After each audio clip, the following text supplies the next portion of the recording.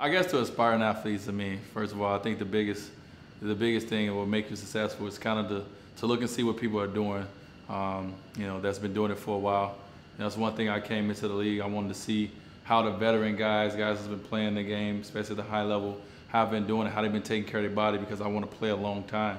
So I always look for my edge. When I was young, I seen that when I first came in that icing was a big thing, right? So I'll make sure that even though my knees don't hurt, I start icing, to make sure that my knees, wouldn't hurt. So I think if a young player come in, they want to look at me, they will see all the things that now I do to make sure that I'm prepared for a game, that I can play the best during that game, and that after the game, how I recover, if I can come back and be good the next day. And that goes with everything that Gatorade is doing, with prime, perform, and recover. So it's kind of ideal, and it kind of makes it, idiot-proof in a way. It's kind of right there for you to see exactly these are the things you should do, amongst other things as well, taking care of your body, eating right, etc., to make sure that you can, perform and play for a long time.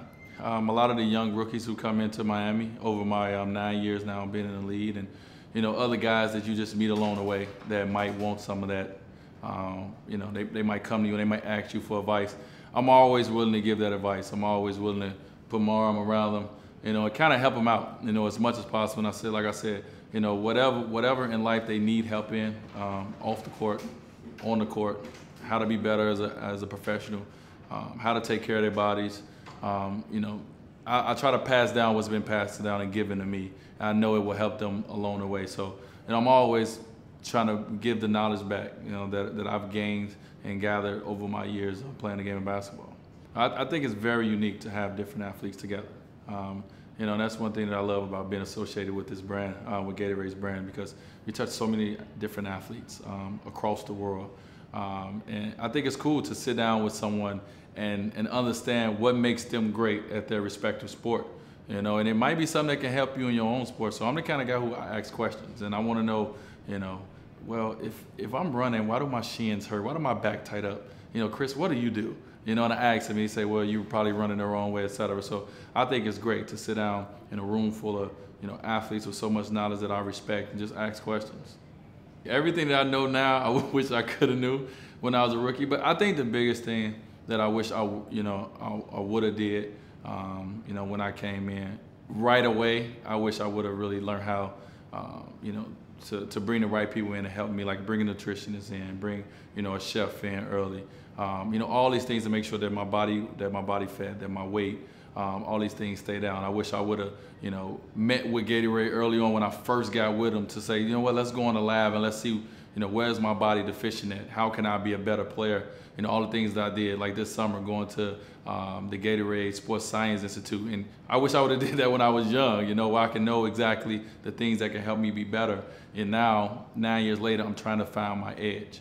And that's why, I went to the Institute. That's why I went to the lab to try to see where am I deficient at, where can I get better at. So if I could do anything over, I think early on I would come in and I would try to do everything early if I can already know.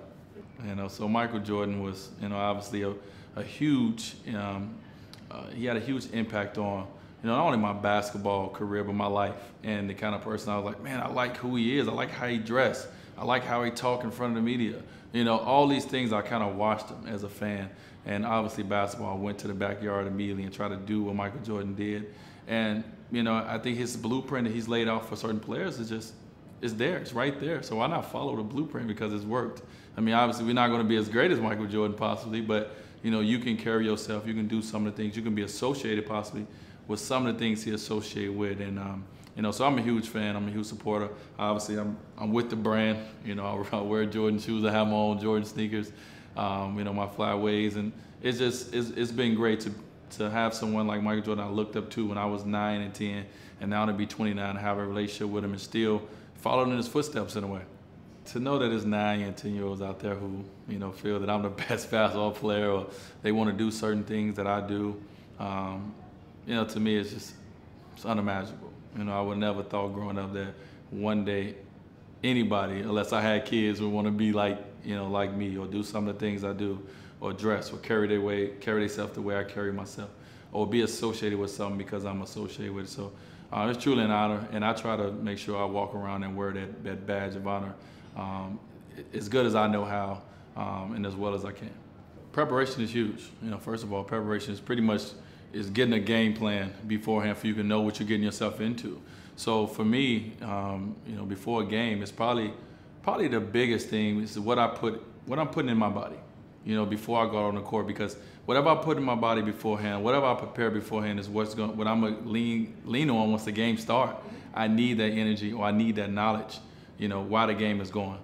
So when it comes to how I prepare, I make sure that I'm eating right.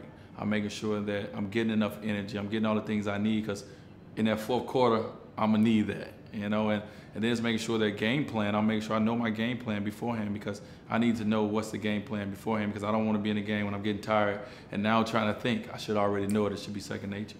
To recover after the game, immediately, the first thing I do, and this is not a cliche, I grab my recovery drink right away, because I know that it gives me the things that I need to recover first. So as soon as I get in the locker room, I take that top off, I guzzle it down. I get my recovery drink in me, and after I do that, then I get my ice on my knees, or I get in the ice tank, the cold tub, where my body is all in ice, and then I get rubbed down, I get a massage.